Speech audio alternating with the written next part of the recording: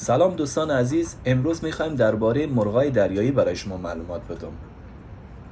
این مرغای دریایی را که شما در تصویر میبینید اصلش این مال بحراست، مال دریای کلان است، ولی در کشور سوئد چون دریای کلان نداره یک دریاچه‌ای داره، داخل همونا اینا پرورش میافن و زندگی میکنن.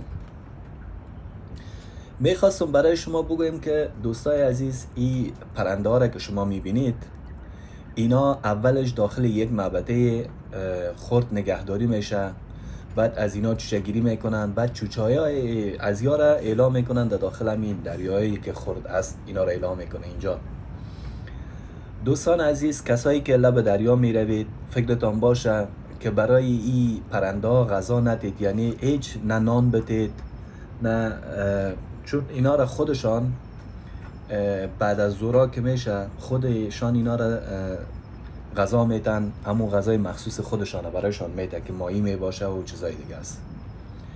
دیگه کسایی که به اینا دلسوزی میکنن اینا را مثلا غذا میتن، احتمال خیلی زیاد اینا مریض شون، چون اینا معدهشان مثل معده انسان نیست، مثل نمک، مثل یک چیزای دیگه است، روغن، اینا سازگار با اینا نیسته. شما وقتی که غذا را به اینا میته اینا مریض میشن.